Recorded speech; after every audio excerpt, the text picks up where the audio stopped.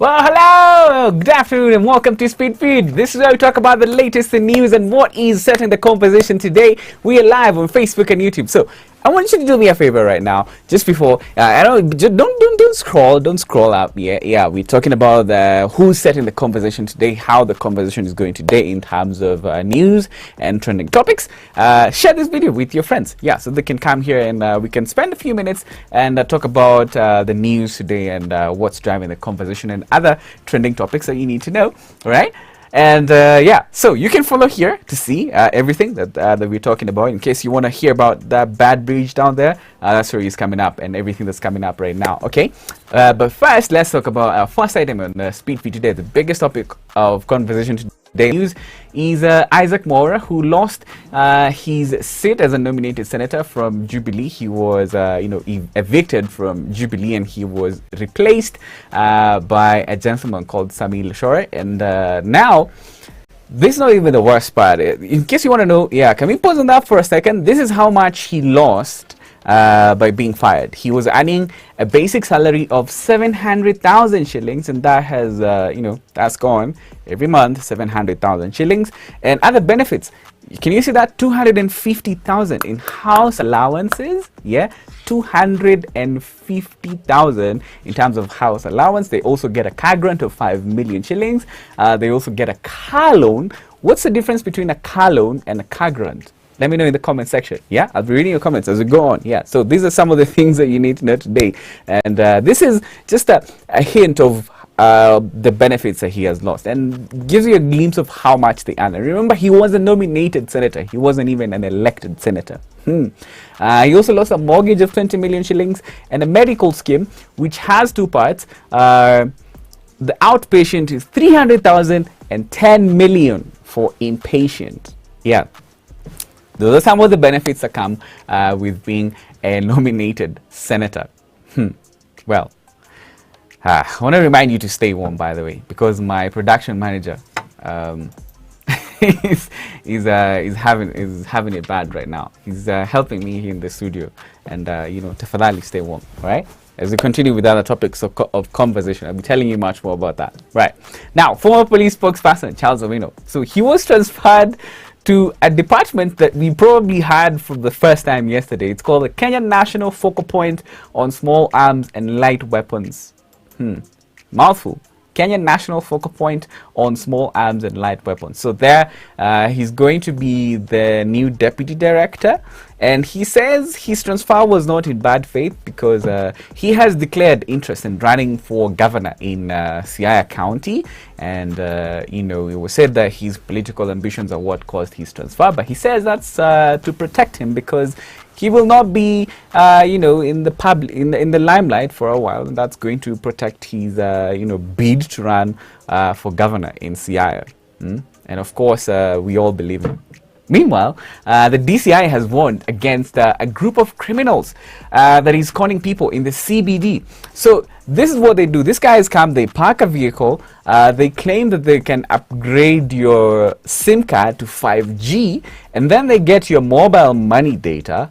You go there, you want to upgrade your SIM card from 4G to 5G, and then they ask you your details, your ID and other details, and then you end up giving them your personal information like your M-Pesa PIN, and they transfer all your money to other accounts, and that's how people are getting conned. So in case you've been in the CBD, you probably have seen these people, and now the DCI has warned against them. It's a crime syndicate that conning a lot of people. If you've ever experienced this, let me know in the comment section, because we are live, right?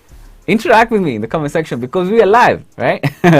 Let's talk about other things. Remember that time there's a case in 2018 where there was a woman and her nephew who had parked a vehicle at City Park, and they were shot at by police officers, two police officers who shot at them in 2018. So those two police officers who shot at the two were found guilty of manslaughter yesterday.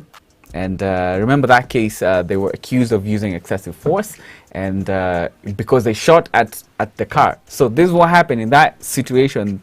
This car was parked at City Park, and the guards around City Park did not know what was happening, and so they alerted the police, and these two police officers walked over there, but then when they knocked on the car window to find out what the occupants of the car were doing, the occupants of the car started, they sped off, and the police shot at them, and the woman in that case sustained injuries and she died later. So those two were found guilty yesterday. And meanwhile, the Kenyan government is going to buy...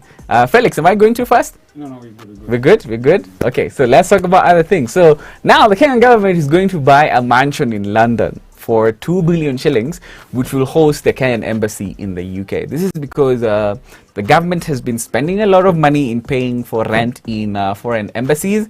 So they're starting to buy properties where they can. And they'll start with in London, where they're going to buy a mansion that will host the Kenyan embassy in the UK. How much does the government spend every year on paying rent in embassies?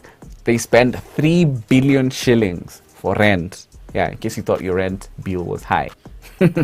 Felix, you're laughing? Yeah?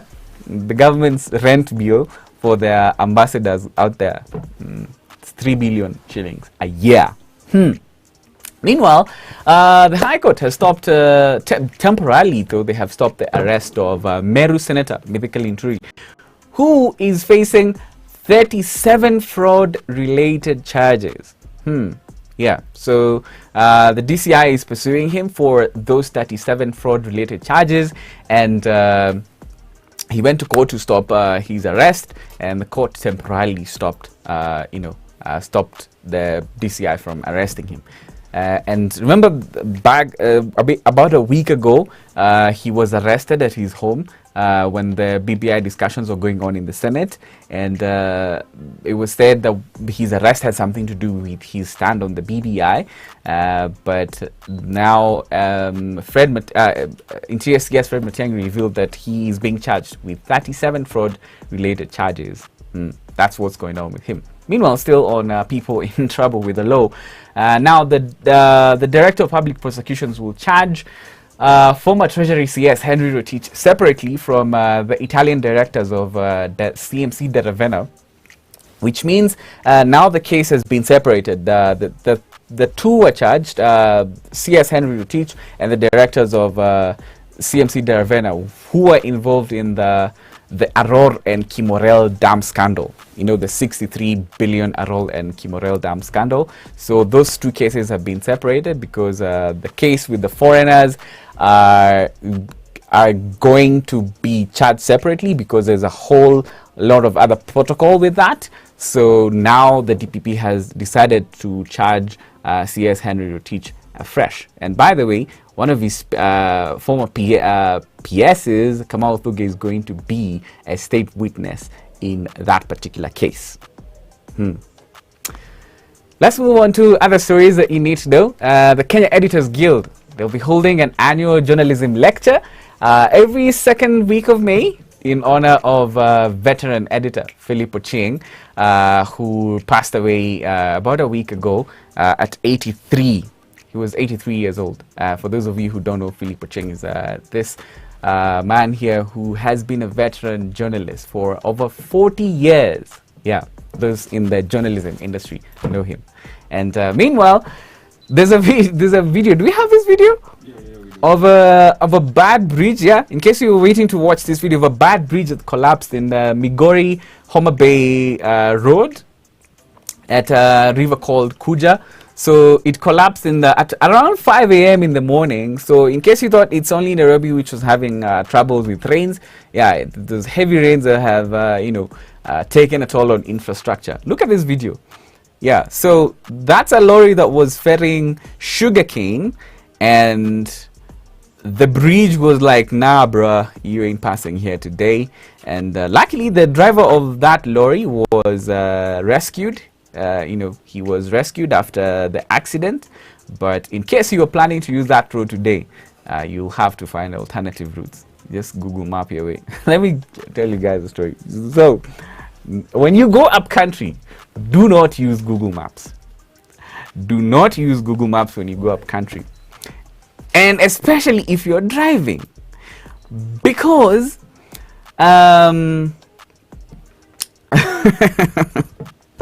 so this is what happened. We went for a production in Malaba last year, and we were coming from Malaba. We were going to Busia, and we were using Google Maps at night, and it was raining heavily.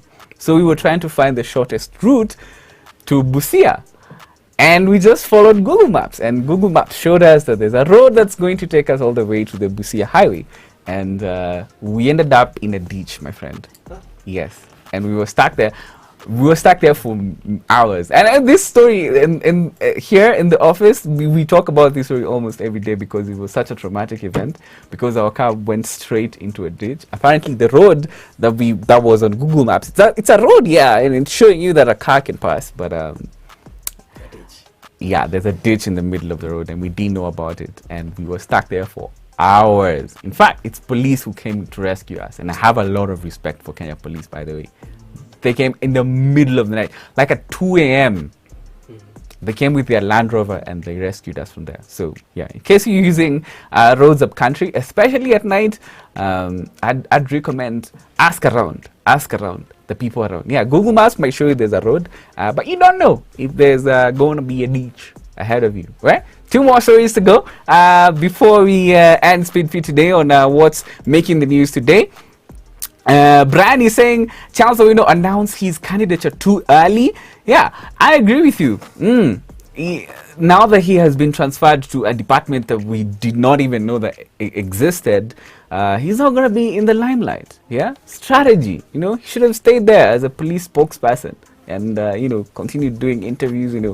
Building his profile before running for governor. But anyway, we'll see what happens to him.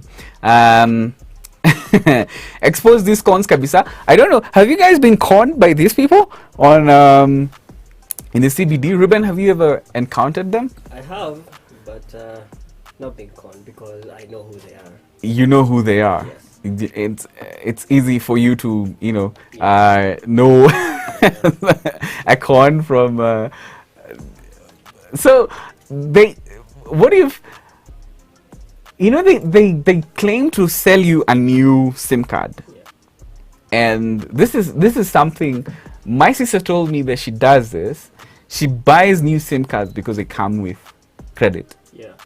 So when you're broke, you just buy a new SIM card with free bundles, and then you end up having so many numbers. Mm-hmm. That's what some people do. And now the DCI has warned of these cons. Yusuf, what's up? Yusuf Max Med, what's up? How you doing? Everybody else is watching here, right? Yeah, we're talking about what's driving the conversation today in the news and what you need to know. Another big story is President Yoweri Museveni of Uganda has been sworn in for the 6th term, for his 6th term. He won the general elections earlier in January, and I know most of you are shocked because we thought he was already sworn in.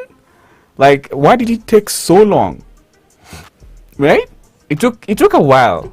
Yeah, we were surprised. Yeah? We had forgotten about the elections. Yeah, we had even forgotten about the elections in Uganda. We had already moved on, only for them to, tell us that they're swearing in their president. We're in May. That's 4 months later. Isn't that a bit too long? Well, yeah, President Kenyatta is also there. And, yeah, he was sworn in for his 6th term in office. Number 6. Yeah, so President Yoweri Museveni, how long has he been president? He's been president for almost 40 years. It's over 30 years. Yeah, so all of us here, he was president before any of us were born, because none of all of us here is over 30. Yeah, he has been president for as long as we have been alive, plus. Yeah, and of course, other heads of states have gone there to witness his he's swearing in, including our very own President Uhuru Kenyatta. Yeah. Now let's talk about the traffic this morning. Yeah. I don't know if anyone else experienced this, because it was really bad. It cost me so much to come to work today because yeah. In fact, I'm the one who took this video. This is in Westlands at this is Muthangari Drive, and look at the traffic was so bad. It was so bad that you see that the matatus are turning around to use an alternative route.